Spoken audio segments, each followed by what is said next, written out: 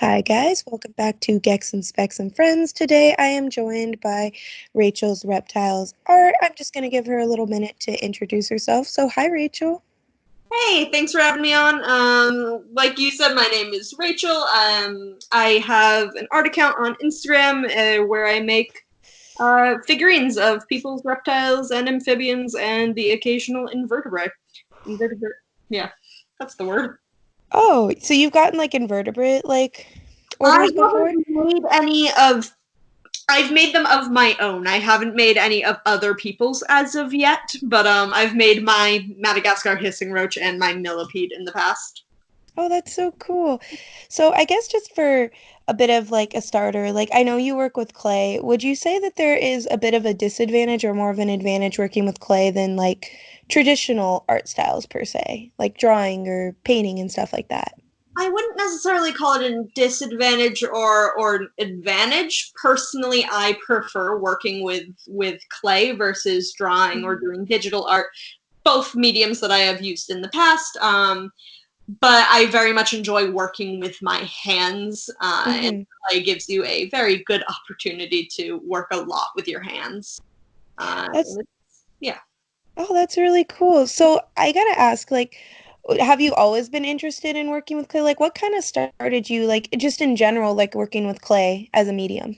I have been working with clay on and off for essentially as long as I can remember. When I was really little, my parents got me, I think it's called like Model Magic. You can buy it at like CVS. It's this weird foam like clay, and it dries really weird. But I used to make little safari animals and give them to my aunts and uncles when I was a really little kid. And then when I was in elementary and middle school, I made tons of dragons. Mhm. I think on my Instagram there's a photo of all of them.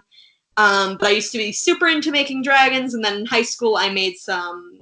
I made an octopus and I made some whales. So I've just always done clay figurines. Oh, Uh, that's really. Oh, yeah. go ahead. Oh, I think that's all I had to say about.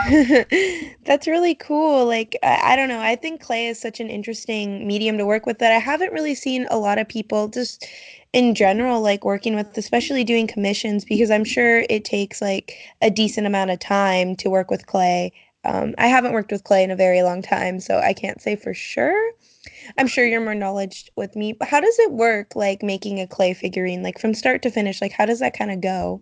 When I first start with a figurine, I start making an armature, which is essentially the skeleton, what's going to be inside the figurine, because it's not solid clay. If it were solid Hmm. clay, it would be much heavier and much more expensive.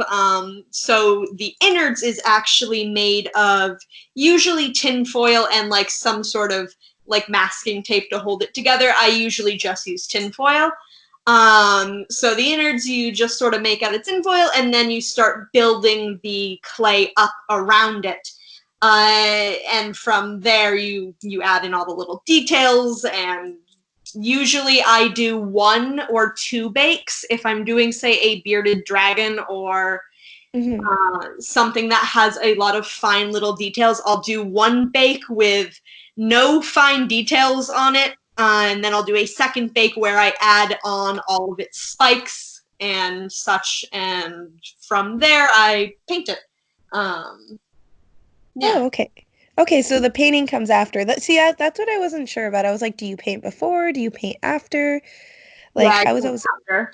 oh, okay, yeah. I mean, logic would probably make sense to paint after because I would assume clay in the beginning is kind of like before you bake it, like very squishy, very like moldable kind of. There are some techniques where you can add color prior to baking, but that's usually done with chalk pastels or like powdery things that Hmm. stick onto the wet clay versus paints. Um, I prefer doing paints because I'm not super experienced with chalk pastels and stuff, and I don't have a whole lot of interest in doing it. Oh, okay. Yeah. I mean, I don't like I said, I didn't know too much about like clay stuff. So like it's really interesting to hear someone who has worked with clay and like that there are ways to do that. Like, 'cause I just like I said, I've never really heard about that or done it myself, like into a huge degree. Another thing I wanted to ask, like, what made you originally start your account, like with your clay stuff? Like, what inspired you, I guess, to start it, or what made you want to start it? I had actually started the art account prior to even doing the clay. I was doing a Okay. bit of digital art and such on this account, and around Christmas time, I was pulling out my little Christmas tree and hanging up all the ornaments. And the Christmas before, we had made little figurines of all of my current pets, but my Hmm. family expanded over the year, so I pulled out my clay and I'd made some figurines of all the new additions. And I posted them on Instagram, and they ended up getting a lot of attention. And I was like, huh, I can just keep doing this. So I kept doing it, and I had people start to reach out to me asking if I was selling them. And originally I was like, no, I don't want to sell them. I could never part with my artwork. And each time it is a little bit hard to send them away. Hmm. I was unemployed for about 4 or 5 months, and so that was an opportunity for a little bit of income while doing something that I really enjoyed. So Hmm. so I went with it, and it's been really great.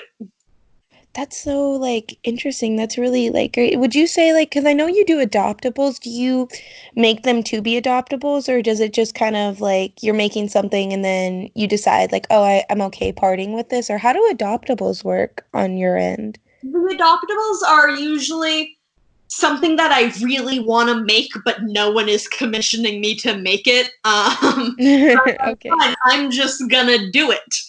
And usually after that, I'll put them up for adoption unless I really love them and I can't part with them. I have one figurine that I haven't parted with. His name is Sticky. He's a ball python. His name is Sticky because I was experimenting with a type of like lacquer slash varnish to give it a little bit of shine, and it didn't dry properly, so he is permanently sticky. So he sits on my shelf and he helps me out. But everyone else is primarily up for adoption. Okay, okay. So out of like curiosity, what is the most like unique order that you've gotten, or definitely one that has like a commission, or should I say that you've had that is a very like unique one that you've had to work with so far? Um, a unique commission that I've had to work with so far, I haven't had to do anything super out of the ordinary. I have Mm-hmm. had people reach out to me asking for something way out there, and I usually agree to do it, but then they ghost, and they don't get back to me. So I haven't had to do anything super outlandish. I just got to do some firebelly toads. Oh, that's Um, cool. they were a lot of fun. There was a lot of fun detailing and patterning to do. But the firebelly toads have definitely been a recent favorite of mine because frogs, for some reason, I have a lot of fun making. Mm-hmm. And then experimenting with how to get those different bumps and stuff on the frogs was a fun new technique to work with. Okay. Okay, interesting. Have you had any like, is there anything that would like make you turn away a commission? Like if it's something like say like a tegu or something just like huge and like out there, like out of curiosity. I wouldn't turn away a commission for that, but I always tell people that they're not going to be life size models. It's going to be something that fits in your hand. Yeah. My sculptures aren't usually over like 6 to 8 inches. They usually are within that range to a little bit smaller than that. Okay. I have had people reach out to me asking if I'd make something 3 feet long, and I have said, no, I can't because that's a ton of material, and I'm willing to do it smaller. I'm just not in the big sculpture realm. Oh, okay. Yeah, because I would imagine like the bigger you make a project, like obviously the more material goes into it, but I'm sure like a lot more time has to go into like bigger projects as well, due to like all the fine detailing and stuff. A lot more time, and it also has to be able to fit into my oven. Oh, yeah, that makes sense. Yeah. I don't know about you, but like my oven definitely probably couldn't fit anything like 3 feet long. Yeah, no, I, I have a standard size oven. me, I'm like I have Yeah, a tiny oven, you know. yeah, yeah. But that's like, so you originally started taking commissions. How do your commission like processes work? Like what makes you go, okay, like do you set dates to like start taking in more commissions, or is it just like when you finish, like you take a break for a while and then are like, okay, I'm like ready for commissions again? Like how does that typically work, at least for you as an I try artist? to I try to open my commissions once a month. Currently, they're closed because in February I moved from Nashville to Virginia. So that Okay. took away a lot of my time in the month of February. Then I ended up getting sick, so I fell super behind on commissions. So for the month of March, they're not open because I'm catching back up from my February ones. But I try to take about 5 or 6 commissions a month and Hmm. get them done throughout that month, and then I try to reopen the following month for commissions. Um, Okay. yeah, S- that's all s- kind of changing at the moment because I just started a new job, so I'm trying to balance the Both out, yeah. commissions and the job life at the moment. Oh, I feel that, trust me. Like I definitely like this is gonna sound horrible, but like due to my job like closing at the moment, like it's kind of like a blessing and a curse because like I finally have time, like more free time, to do like Yeah, projects I'm interested in. But like also it closing is kind of like, okay. You know yeah. what I mean? My job hasn't closed yet, which I'm shocked about because here in Virginia, they've closed schools, they've closed the aquarium and the zoo and the restaurants and everything, and we can't have gatherings that are too big. Um, but but my work is still open at the moment. That might change in the next few days, and if it does, then I have so much time for commissions and adoptables, which Yeah, would that be nice. I I feel that like yeah, it's just like it's kind of crazy like cuz like my work like it was more like a county issued thing like cuz I work at Mhm. Disney and they just straight up were like it's done. Like I literally remember they're like, "Yeah, we're closing, guys." Yeah. And I was like, You work at "Okay." Disney, that must be fun. Um, Okay. I yeah, I mean, it's a job. Like a lot of people I feel like sometimes forget like, you know what I mean? Like it's a job at the It's end a of the day. customer service job, and if I know anything about customers, they can be a pain. Oh, you have no idea. I don't know, like some people come to Disney and there is a weird sense of entitlement. Hmm. Like just like not to get like too deep into it, but definitely like people are like I paid this much for a ticket, so I should be allowed to I should be able to go in any fast pass line I want. And like Yeah. people genuinely think like that and want to get in arguments and Oh yeah, I know. I've worked at adventure parks and oh, zipline okay. courses for my entire uh, working career. Um, and it's obviously not Disney, but the way I always look at it is it's similar to Disney in the way that people saved up a lot for this. They might not ever do it again. So they're looking for a really good experience and they feel very entitled to that really good experience. Oh Um, yeah. yeah, so you get crazy people in customer service sometimes. Oh, yeah, like I don't know about you. I've definitely it's just like especially around the holidays, like people just something goes crazy in people's minds. Like I don't know if you've run into that, but I definitely have I run into people. I Go had a ahead. woman call the cops on me last year at my job because she accused me of stealing her $100 that she had stored in her shoe and it had fallen out of her shoe somewhere. And she called the cops because she was convinced I had taken it from her out of her shoe somehow.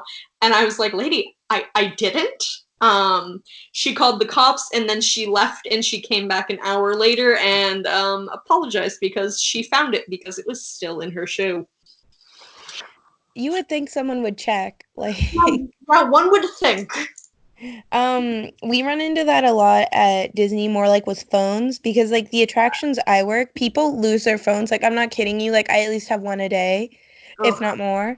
and people, because like it's a certain thing, like if a phone goes under a track, like we can't get it, like we literally, like maintenance has to do that, like we're not required, we don't have training, we can't literally just stop a ride, for like 3 4 hours, and people freak out, like people think we're trying to steal their information. I had one guy like threaten us and like say like we were going to steal his information, we were trying to get his bank account information because we wouldn't go get his phone and he knew what we were doing.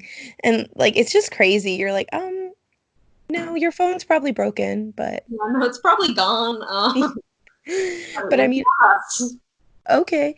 Yeah, I can't even imagine like someone being like, you stole my $100 from my shoe. It's like, how is that even logical? Like, how would I have, I mean, maybe you don't notice, maybe you don't have feeling in your feet. I don't know, but No idea. that's crazy though that they closed all the zoos and aquariums in your area. I don't know if they closed them in mine. I should probably look into that. I haven't. Yeah, it's just crazy what's going on right now. Oh, With the no, it really is. yeah, I've definitely like in my area, I don't know in yours, like they've closed like restaurants and bars and like movie theaters are all closed too. yeah. Like I'm it's not sure about movie theaters, but I'm pretty sure we are takeout only. oh For wow. restaurants and stuff. Yeah, our restaurants, like a lot of even fast food ones have just completely shut down. It's Yeah, crazy. Like I'm like, "Oh, I gotta cook?" yeah, it's Okay. insane what's happening. Yeah, I agree, trust I me. had a coworker had to gift me toilet paper the other day because my boyfriend and I had run out in our apartment, but we couldn't find any anywhere. And so a coworker, he had a bunch at his house, and he ran out, and he came back with like 5 rolls of toilet paper for us, which was a blessing. What a homie. Yeah, right. Like it's yeah, like the scary thing is like for me, like I don't know about you, but like I use paper towel as a big part of my like for certain substrates for certain animals. Mhm. And like just even trying to go to the store and go pick it up, like the shelves are literally empty. It's like, oh wow. Okay. Yeah, It's such a weird thing too, because like you'll see some food and like perishables still available, but like the toilet paper is apparently what everyone decided to freak out over. The yeah. toilet paper. We still have like canned soups and everything. I was in our supermarket yesterday, and everything was still stocked like normal, but you walk past the toilet paper aisle, and I think all that was in that aisle was a single thing of napkins. Uh, and I was like, wow, people have their priorities a little flip flopped. Yeah, that's crazy. I don't think like if like, some people are like freaking out that they're gonna be quarantined. I don't know if the first thing I'd go is, oh, better stock up on toilet paper. Yeah, that's the priority. I mean, I guess it's important, but like it's just crazy. Like even like through Amazon, if you go through there, their orders like they're out of like paper towels and stuff even on Amazon and you're like, "Whoa." Like Yeah. I'm like, I guess people thought more ahead than I did. Like I don't know. I don't know. I'm very busy because like I'm in college and I work and I do this stuff. And then I was like, oh, okay. I guess everything's been happening around me and I've been oblivious to the world. Yeah, my mom freaked out texting me the other day. She was like, "Do you have toilet paper? Do you have water?" And I was like, "I mean, I have tap water. Is is that enough? Do we think that water systems are being shut down, Mom?" She is doomsday prepping for sure at the moment. Meanwhile, I have enough stuff to get us through like a 2 week quarantine if need be, but Yeah, not it. that's my mom too. She's like been freaking out like everything's like I don't know if it's just an older generation thing or something, but everyone's like the world's ending, everything's going wrong, and I'm like it's okay, guys. We're gonna be okay. And Yeah. a little crazy and a little scary probably for a bit, but it's gonna pass and we're gonna be okay. Yeah, like I don't know. I just think it's kind of like I mean, not to make light of it, but it's a little funny to a degree, like especially like on my mom's and like the little things that she's like paranoid about. It's just like I'm like, okay, it's okay. Like we're fine. Everything is fine. I definitely what I'm worried about is that like a lot of the places that you would get reptile supplies, like a lot of them haven't closed. So I'm like, please don't close. Like I was surprised when I went in there like my local shop that I sometimes like buy from because everything online was out that like they still were fully in stock. I'm like, oh, I guess reptile keepers aren't panicking. At Yeah, least that's I'm, something. I'm pretty lucky, I guess you could say, because I breed my own dubias. Oh, I okay. don't need to worry about feeders. I have enough substrate and stuff to get us through however long. I keep an emergency kit of really any supplies I could need, as well as emergency food, like long lasting food. Like I have a blue tongue skink, so I keep some cans of dog food in there for her and whatnot. And then my work, they have a big field that they don't use any pesticides or fertilizers or anything on, and it is full of dandelions and clover. So it Oh, is awesome. great for feeding my tortoise, and my beardy can have some dandelion as well. Oh, So I feel pretty okay on how things are going right now for me.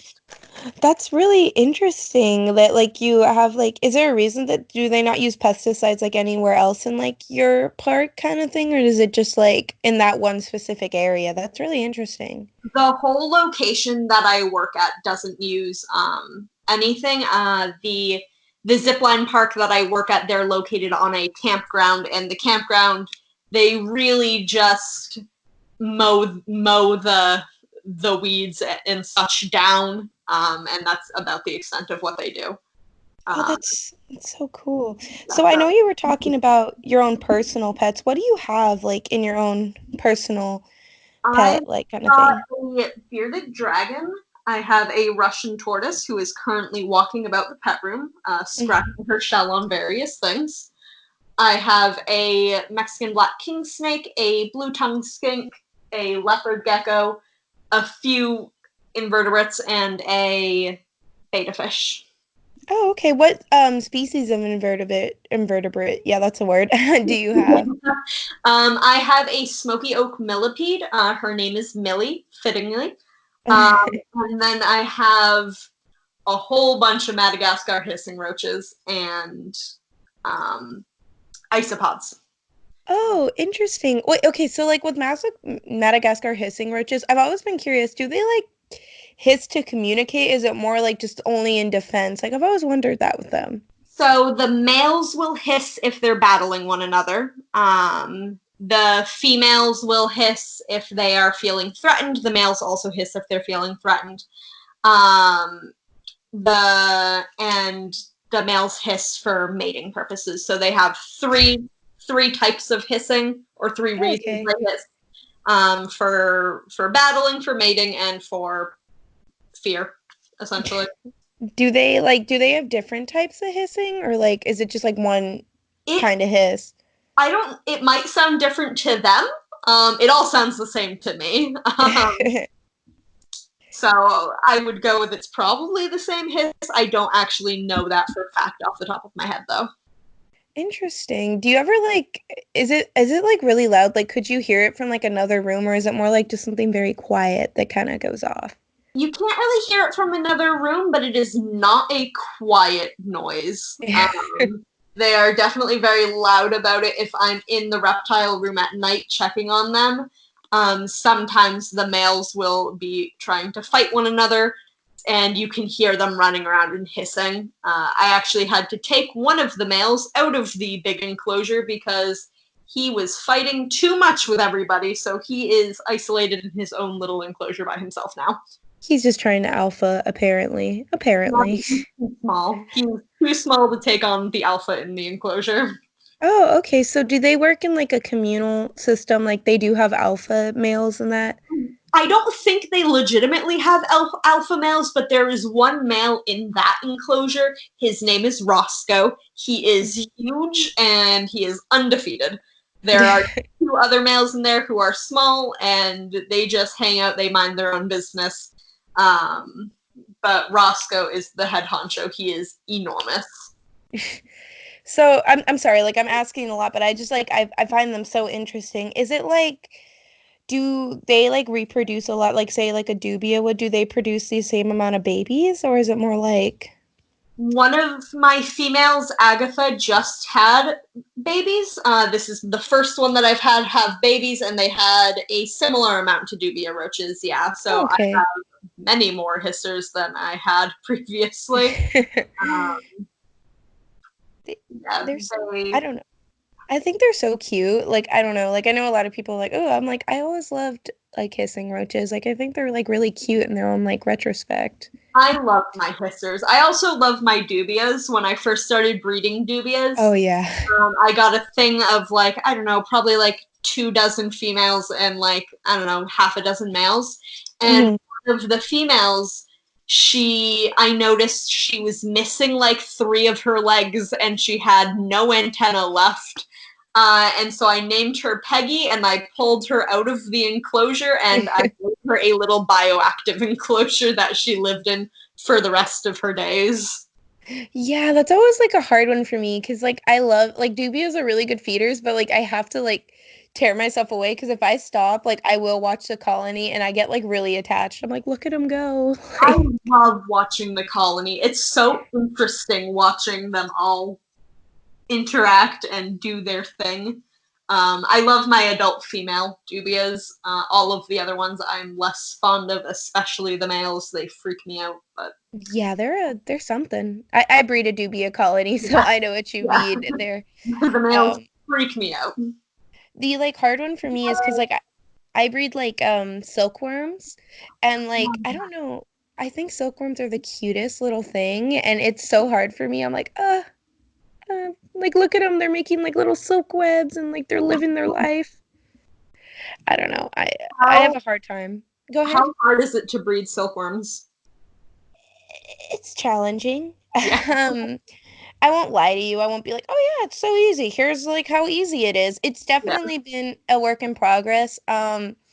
I'm still altering it because like the issue is there's not a lot of information out there on breeding silkworm colonies. I think only mainly because usually big big feeder breeders tend to only breed silkworms because I don't know, it's a bit of a challenge. Definitely getting the moth and Yeah. like finding them like 'cause like how I use like a netted enclosure kind of thing for them. Hmm. Um, it's really hard to find like dubias. Like you look it up, they're like, here's their humidity, here's their heat requirement, boom, boom, bam. Silkworms, it's a lot more like, at least for me, like looking into it, I couldn't find like a definite answer. So I really had to look into like the species like natural habitat and try to recreate that. And like it's still just like a work in progress because like while I am producing offspring to feed, it's like for every step forward, there's a step back. You know what I'm saying? Like I'm not A producing lot as of many trial as I and was like. error. Yeah, it's just it's been a challenge. Like I mean, I don't think I'm ever gonna get to the point like because I think we're big scale breeders where I'd be able to sell some of my silkworms off. Mhm. But definitely like if you're ever interested, I will like if you ever wanted to hear, I could send you my full setup. Just like it's not as crazy as people think because like some people are like, oh my God, like you must have like a butterfly room or something, and it's like no, No, I don't have a butterfly we room. make it work with what we've got. Yeah, it's not like I wouldn't say it's as hard as people think it is, but it's also not as easy as say like a dubia colony or a mealworm colony, you know, where you just kind of throw bran in and you throw the beetles in and they're like, all right. Like Yeah, silkworms are very, it's definitely more intimidating than trying to start a video yeah. colony. I don't know. I really like silkworms as feeders for like hatchlings and babies. Um, so like definitely, I don't know. I'm a paranoid person. Like just naturally, I don't know. Sometimes like my partner has to remind me like, you know, they're animals, like they live in like the wild, like you can feed them mealworms. I'm like, I know, Yeah, but like yeah, uh I loved silkworms. When my Beardy was little, I fed her mostly silkworms. They're yeah. yeah, they're a good feeder. Yeah, they're They're just very expensive. That's the only problem. Um I wanted to start like a hornworm colony like one day. The only thing with hornworms is like the babies grow very, very, very, very, very fast. I don't know if you've ever fed off hornworms, but I feel like you look back overnight and they've grown like two they're like inches. Like 3 times the size. Yeah. yeah, like 'cause like I definitely like the moisture effect that they have, but or like the hydration, but like Literally, like I bought like a little cup of hornworms and I bought them small and I ended up having to give like half of them to my partner because he is a beardy and I was like, my Leos can't handle that. Yeah, Like, we I've out. Like, been there. When my Beardy was a baby, I got her a hornworm, and it grew really fast overnight. And so I didn't have anything at the time that was big enough to eat the big hornworm. Um, but I have a Leo and I have a Beardy. So I kind of tried to cut it in half. That was an awful, awful choice. If you have ever tried to cut a hornworm in half, they kind of explode. they do. It exploded everywhere, and I was like, oh my god, this is the worst decision I've ever made. But the Leo and the Beardy both loved it, so all well ends well, I guess. I feel that. No, I definitely was like feeding one of my Leos a hornworm and like because I like to tongue feed once in a while and like her enclosure is like a front opening enclosure, so I was just feeding her. We were chilling and she bit into one and it literally exploded and it hit me in the cheek and I was like, "Oh, Oh, yeah." I was like, "Oh, like I'm not a squeamish person, but that was a little much for me." I was like, yeah, "Oh, a little bit thank too much. you." That it's crazy. Like I've seen people like do they literally explode. Like I don't even know Yeah, where they get all the liquid in their body. I, I, I don't understand. They are so compact. They keep so much in there. Yeah. Like you even see like I don't know, like your Leo or your Beardy like bite into it, I feel like, and then it just explodes and you're like, Jesus. My blue tongue is really talented at showing off how well they explode. Really? Yeah, because I don't know if you've ever seen a blue tongue skink eat, but she likes to whip her prey around when she's eating like just regular like salad or like dog food. She doesn't whip it around, but when she gets dubias or superworms or something along those lines, she shakes it around the way like an alligator or a crocodile would. So when you give her a hornworm and she does that, it just whips the hornworm guts everywhere. We love that. We love Yeah. that. I Blue tongue skink is like my dream animal, like one day when I have the spacing and the time for one, because they require so much more, attention than say like a Leo would. Mhm. Um, and definitely because like I want to breed Cresties and Leos. It's not like in my like immediate future, but definitely I do love blue tongues. Like that's my dream animal. What locale or like subspecies do you have? Like, Northern blue tongue. oh, okay, you have a northern. Okay. Oh, that's so cute. Are they like full grown or are they He is about 11 months old, so she's pretty much full grown, yeah. okay? Have you noticed, are they notorious? Like, has yours have the grumpy personality that I've heard like a lot of blue tongues can have? Out of He is very curiosity. sassy. She she's very calm when she is awake.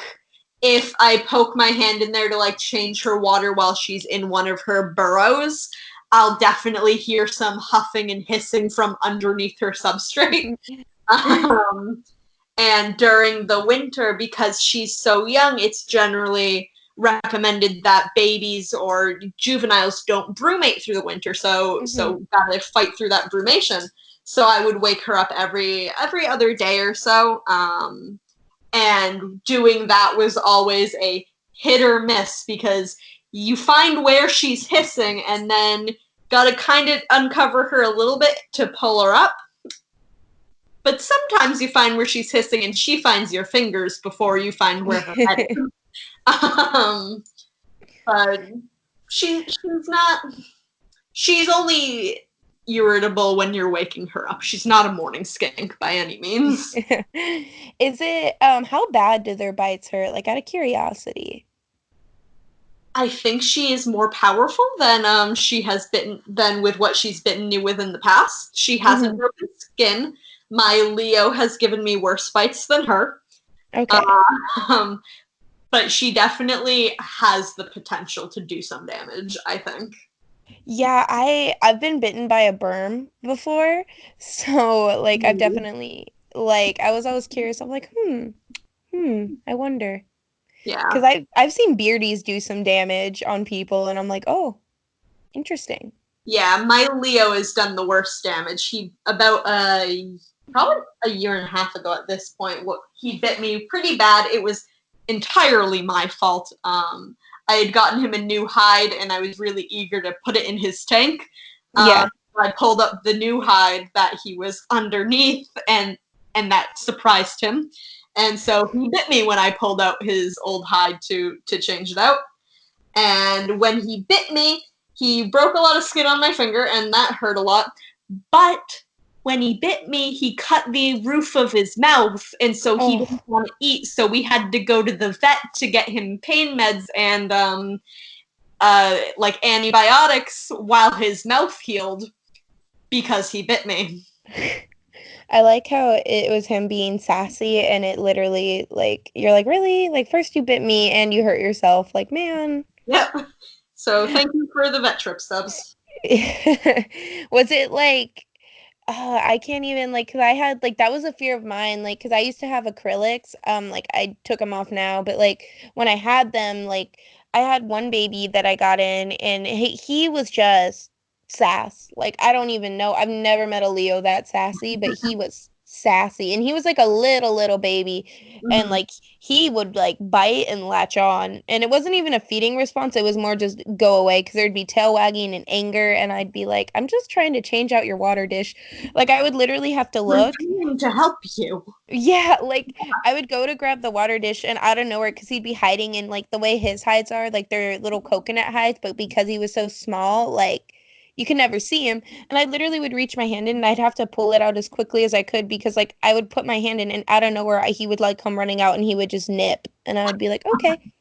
He's much better now, the older he's gotten, but like in the beginning I was like, you're so small. Like what do you think you're doing? Like I mean, it's cute, but Yes. good on you for trying. Stubbs isn't quite that aggressive, but he definitely has a little bit of aggression to him from here and there. He was a class pet for like the first 6 or 7 years of his life. Oh, Um, okay. so he had a lot of people constantly poking at him and reaching in his enclosure and trying to mess with him. So I just don't mess with him that much now. He Mm-hmm. he lives out his life in retirement. He's got a tank that he enjoys, and he just hangs out in there. He lives his life. I feel that. What a mood. He's living the dream. Wish I could do that. Be like someone give me food every like day and like or every couple days, but you know what I mean. Like fresh water, like just Yeah, vibe. What a mood. What a life. just vibing. Yeah. Um, how old is your Russian tortoise actually? Like out of curiosity, like is it a baby or did you buy them as an adult? Stubbs and Telly are my two rescues, or they're officially, I guess you could call them rehomes. Mm-hmm. Telly is estimated to be 9 or 10. Um, Okay. a girl I knew in high school had her, and she knew that I liked reptiles. Her and I were friendly. She knew that I like reptiles, so she asked me to watch Telly for her over winter break.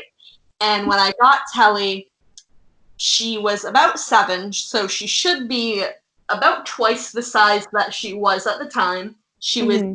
extremely emaciated, had essentially zero muscle in her legs to Oh the point that wow. she couldn't really use her back legs. Mm-hmm. And so while this friend was on break, I asked, "Do you want Telly back?" And she was like, "I mean, if you want to keep her, you can." And I was like, "Yeah, okay, I think I'm gonna keep her." Yeah. So I've had her ever since. She is full of personality now. She regained all of her weight and is growing. I didn't expect her to ever really grow. That was a nice surprise last year that she started to actually grow again. We thought that she was stunted because she Mm-hmm. lived in a 20-gallon tank for like Oh wow. 5 years, with no UVB and a heat Oh. lamp. And the person I knew, I asked, "Do you feed her daily?" And she said, "She doesn't make any noise, so sometimes I just forget." And I was like, Oh. "Oh my God. Okay. Um, so I'm gonna keep the tortoise and I'm gonna Yeah. feed her." Um, so that was like a honestly like a 2 year recovery process because everything with reptiles is slow to happen, so Yeah. slow to get sick and slow to recover. But she is healthy now. She's just smaller than she should be, which could potentially cause problems down the line. But right now, we're doing good. Did she have an overgrown beak? Can I ask that? Like, She was did that a not problem? have it. She didn't have any overgrown beak. She was just very dehydrated and very thin and couldn't use her back legs. Um, but her beak wasn't overgrown. Yeah, I had one of my mom's friend has had like a Russian tortoise since the 90s and has never like it was just crazy to see the condition and how it like not to be morbid, but how it was still alive. It had like no UVB, no heat. It was literally just an open 10-gallon tank with like aspen in there Yeah, and they're water. incredibly resilient animals. I learned that way because like I remember like I went over and like the beak was just like so overgrown and like I ended up having to like luckily now the tortoise is in better care because like I taught her like everything like I'm like no this is how like it should be Mhm. like here's how it should like this is like how you should do it like and now the tortoise like he or she I'm not sure their gender is doing great but like it was just horrifying to see because so many people buy tortoises and turtles and like don't realize how high maintenance or how much care that actually needs to go into them. Like it's just crazy. Yeah, it's really disheartening when I see people just impulse buy tortoises, especially like any reptile, obviously. But because tortoises have such long lifespans, they're a huge time commitment compared to most Yeah. reptiles. Well, Um, 'cause I feel like people don't realize that either, that most tortoises at the bare minimum live like 50 years. yeah, Like, yeah. and No, people don't really think about that when they purchase a tortoise. no, they're just like, oh, look, it's cute and small. And then it's like, yeah, it lives 50 years too. Like, just It's let you know. small, but it lives 50 years and it's gonna get bigger and it's gonna need space. Yeah, like I remember like I was talking with like 'cause my uncle is really into like reptiles and he's been keeping them since the 80s and he's really good. Like he's always updated his care as That's you know new information comes out. But like he was like you'd be surprised. He was like telling me that like in the early 2000s it was very common for people to buy sulcatas like as babies and I was like, "Oh, yeah. Oh, good luck with that. Like you have no idea. Like they're most big." people are not equipped to take care of adult-sized sulcatas. No, like I've definitely seen some people like just keep a sulcata as a pet and they live wonderfully, wonderfully, wonderfully. But like it's definitely you see people like impulse buy them and then they're like, oh my God, this like tortoise is huge. And it's like, yes. Yeah, that's what happens. Yeah, like I feel like people don't realize that like, oh yeah, a baby doesn't stay a baby. Like what a concept. Like I know I Yeah. sound really salty, but like I really get annoyed with people's tortoise It's care. I'm like, so infuriating. I get it. You're valid to be salty by that. like I don't know, like even stuff with like simple animal like it's crazy how many people impulse buy things and don't do research. Like I could never buy like even a fish and not do research, you know what I mean? Like I don't know. Yeah, yeah, no, I get you. I I don't understand how people can like decide to take on a life without knowing anything about it. Or without having any of the necessary supplies to give that animal like the best life possible. Because my philosophy, and I'm sure it's most people who keep reptiles and actually are educated and love keeping reptiles, I'm sure it's their Mhm. philosophy as well, is like when you get an animal, whether it's a reptile or any animal, you're responsible for literally everything that happens in their life. So it should be your duty to give them the best possible life that you can. And I don't understand how people don't see it that way. Mhm. Because because it's just always how I've seen things. Like yeah, sure they're an animal, but their life should be seen as just as important. Yeah, it's a challenge. Yeah. Definitely like I don't know, 'cause like definitely like I've run into problems because I do want to breed that like a lot of my mom's friends with kids are like, "Oh yeah, like I want one." And I'm like, "Okay, are you going to do the research or are you just like you think you want one?" And then like when I start explaining all that goes into it, they're like, "Oh, I didn't think it'd be like that complicated." And it's like, "Yeah, you can't Yeah. just throw something in a cage and be like, "Oh, that's it." My thing with kids and pets is that the parents are ultimately responsible for the pet. Yeah.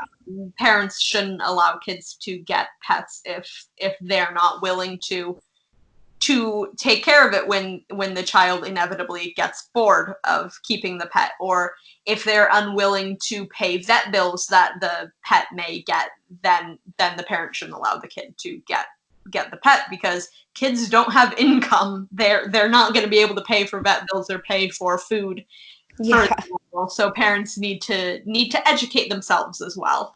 Um, Yeah, like that's such you go ahead. and there's also the thing with like college, because Yeah. inevitably kids go off to college. Some don't. I didn't. Um, Same here. Feel that.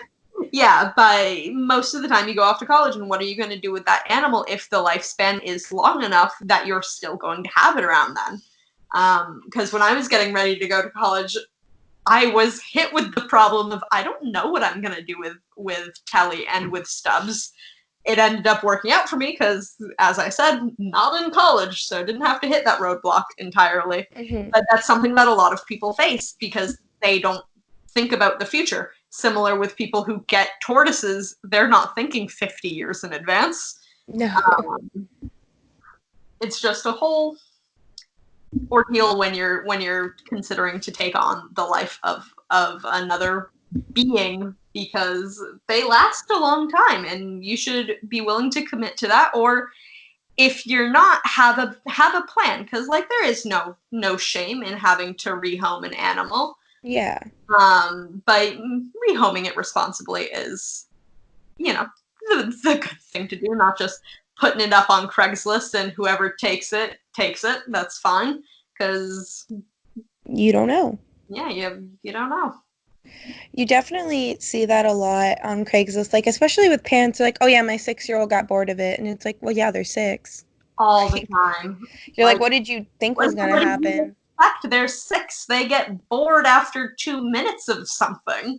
Yeah, like it's just crazy. They're and it's almost like they're like, "Oh, well, this isn't my problem." But it's like it's kind of is. Like, Yeah, did you it's baffling to me sometimes when parents just don't understand that their children are children and are gonna get bored with something because they're children and they're not as developed as like an adult human being. Their brain just doesn't have the capacity to be entertained by this thing indefinitely Yeah. or understand consequences.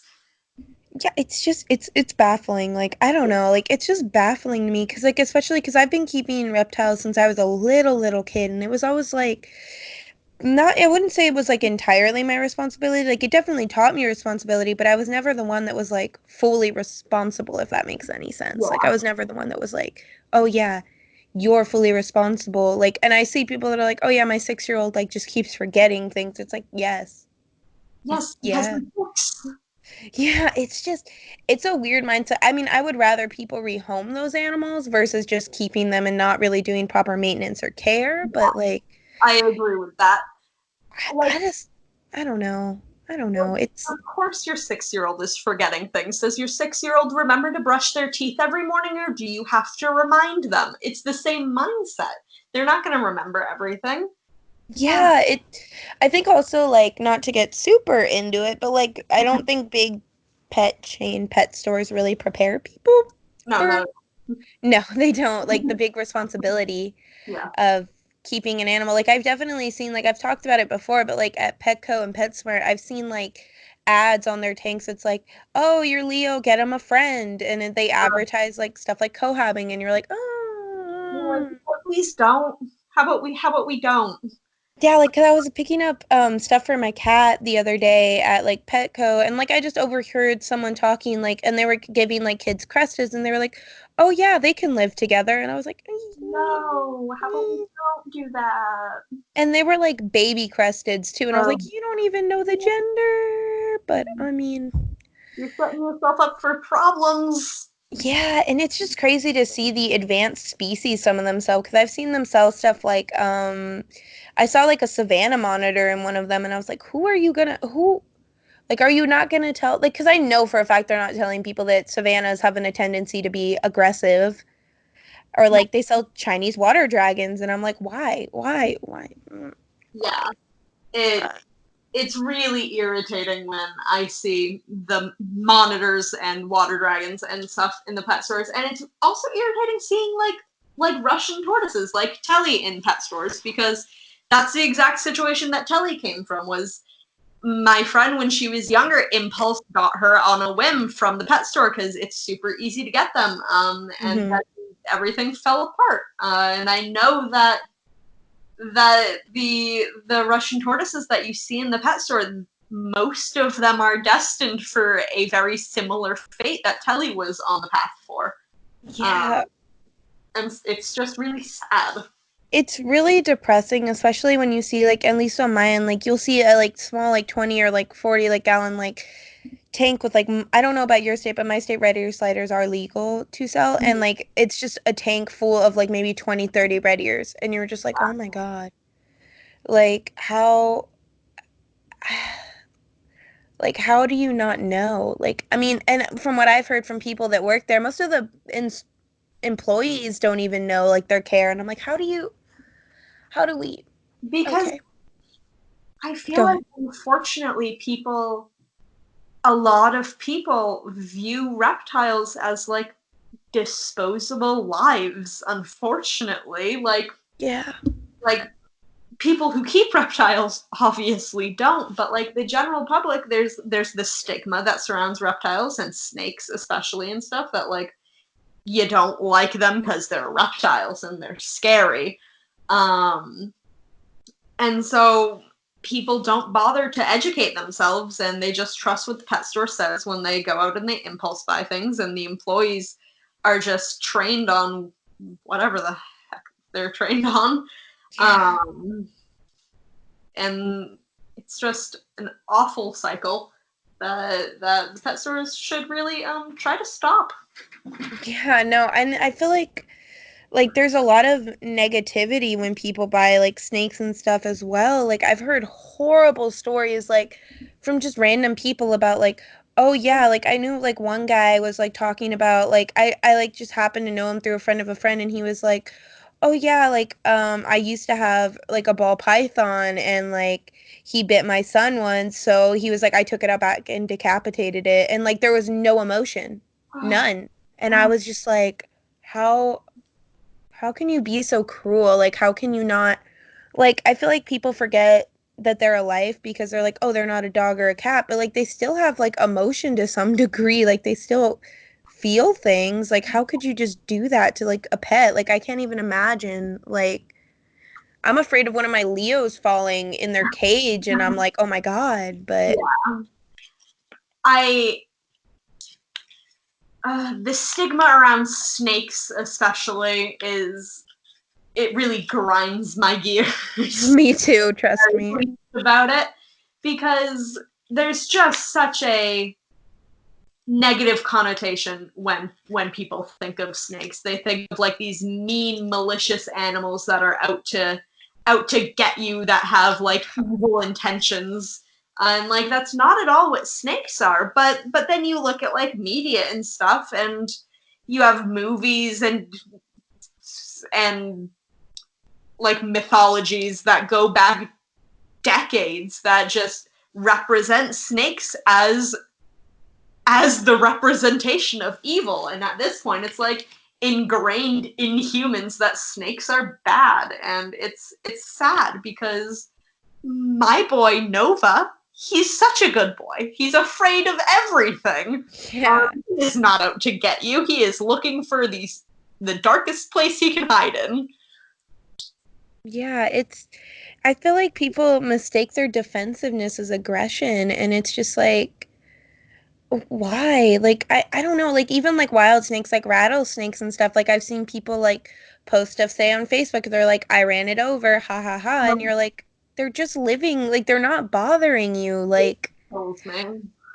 I don't understand. Like I understand the stigma, but like also like you can't, like if you want to go off stigma, then like if like at some point like dogs were considered bad, like people seem to forget that like stigma is stigma, like it's not, it's a bias, like it's not true necessarily all of it. I Um, don't know. yeah.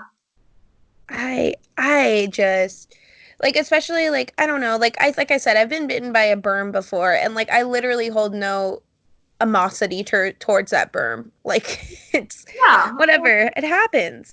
Like it didn't, like I'm not like, it was just offensive. It was scared. You know what? It happens. It happened, whatever. And like you tell people sometimes, "Oh yeah, I was bitten by this like big snake." And everyone's like, "Oh my God, like it was trying to kill you." It's like, "No, it was just being defensive because it was scared of me." Like it's not Yeah, what you think. I have a slightly similar experience, but I was bitten by a pit bull. Oh, Um, okay. I worked at a dog daycare, and the owners brought this pit bull in for the day at dog daycare, and he had an eye infection, and so he was having a bad day. He wasn't Yeah. feeling good, obviously, and this golden retriever was trying his damnest to play with him, and the pit bull was not having it. He didn't want to play. He didn't feel good, and the golden just kept headbutting him, trying to get him to play. And so the Hmm. two ended up fighting, and in pulling them apart, I got bit. He grabbed my hand. It wasn't purposeful. There was no maliciousness to it. He shouldn't have been at dog daycare. It wasn't his fault. It was his owner's fault that they chose Yeah. to bring him in that day. But you know, you tell people that I got bit by a pit bull, um, and people are just like, oh well, that's pit bulls for you, and it's not. Um, it is very much not pit bulls. Pit bulls are good dogs. Yeah, they're very protective and sweet, like of family and stuff. And like they're actually like for the most part what I've seen, because I grew up around a pit bull. And like there was never like, and I remember like people would freak out at my mom and be like, "Why are you leaving her alone with the dog? Like you don't know what, like they're a pit bull." And it's like it's always like I always tell people it's the owner, not the dog. Yeah, Like yeah. I don't like stigmas. That's my thank you for coming to my TED Talk, but I don't like That is, stigmas. that's the takeaway of this conversation. Yeah. We don't do stigmas here, guys. Um, Definitely too, before we end this, like I want to end it on a lighter note. Is there any like projects, like let's like say that you've take it back, like this is totally random, but to get it more on a lighter note, Yeah. that you've definitely like, is there any adoptables that you're currently working on or a species that you want to do personally, like just to work on, like for I a fun little project? I keep a list of species that I really want to make. Like if I'm just hanging out and I think of something like, oh god, I wish I could make that right now, but I'm in the middle of like my shift at work, I'll jot Uh-huh. it down. I'm dying to make a like a tegu and a Pac-Man frog. Like I Ooh. would really love to make a Pac-Man frog. That is next on my list of adoptables to make once I'm through with my commissions. I was dying to make a gargoyle gecko, and I just did recently, and he turned out really cute, and I love him. He is still up for adoption. But yeah, like a tegu and a Pac-Man frog are high on my list of guys I want to make really badly at the moment. I feel like they'd have such an interesting like, I don't, not a pattern per se. I don't know how to word it, but like like different like texture. Texture, there you go. Yeah, Like all the fine little details on a Pac-Man because of how their body types are. Like I just feel like that would be so much fun to do. Like I don't know. I think it's definitely going to be a challenge, and I'm going to hate myself for most of it. But I live to hate myself. I feel that. Is Yeah. it when you do like adoptables, have you ever, or like even like with commissions per se, have you run into challenges with like certain attributes or like textures on certain animals? Um, the first time I made a bearded dragon was very intimidating. Hmm. It wasn't necessarily the texture that was the intimidating. It was getting the head shape right. Um, Okay. Bearded dragons, I have learned, have for me have very hard heads to make. Hmm. I have made like 8 or 9 bearded dragons at this point. They are my most popular commission because tons of people have beardies, and Yeah. they see that I've made 1,000,001 beardies, so they want them as well. um, Yeah. so I've kind of gotten the head shape at this point, but getting that right and then trying to get the fat pads right is I struggled so much. Um, Yeah. my most recent beardy sculpt, I finally got the fat pads right. Most of the other ones, if you look back on them, they don't really have fat pads, and that's okay. I think they're You're still learning. beautiful. But yeah, beardies were a struggle for sure. Um, Similarly, like making axolotls, trying to get their gills, that's really hard. But those have been like my two biggest challenges was the beardy head shape and the axolotl gills. Yeah, I would imagine that would be pretty hard to work with. Like, I don't know, like just on my end, I would think that would be hard. Yeah. The axolotl's gills are, I wouldn't say hard, it's just incredibly time consuming.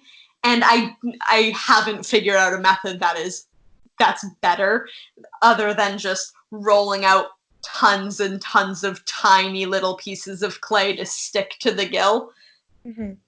to get the frilly bits that I have no idea what the name is, because I don't keep I asking. don't I don't know what those are called actually. Yeah, but you know what I mean. They're frilliness. Yeah, like they're little like frills. Yeah, they're The little tentacles. I yeah, don't, they're they're like not feathers. tentacles. Uh, yeah. That was a struggle to make. Yeah. Um, but I really enjoy the challenges because it just forces you to figure things out and get better at what I'm doing. Okay. Yeah. Yeah. No, I would totally think that would be fun. Well, before we end off, I just wanted to say thank you again so much for like joining me today and taking time out of your day. I really appreciate it. Thank you so much for having me. This was really fun. We didn't talk about art that much, but That's okay. Like I always like to say like that stuff like this isn't always like we have to stay on like one topic because like I feel like that limits conversation that you could have with someone and see unique perspectives from people. Like I don't know, like I yeah, went into this like it's fun I, to just have a conversation rather than a script. yeah, I don't know. Like I know like some people are like interview and I'm like I don't like interviews. I would just rather talk to someone and feel their vibe, you know? No, it's just a conversation, and if people want to listen to our conversation, that's what this is for. Yeah, Yeah. totally. Well, thanks again so much and I hope you have a good day. Thank you, you too.